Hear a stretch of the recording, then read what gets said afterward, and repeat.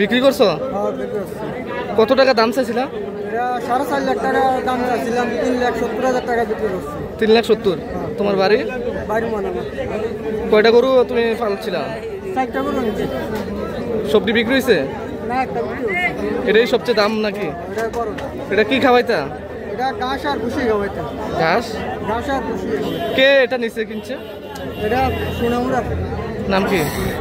সোনামুড়া নাম শাহজাহান।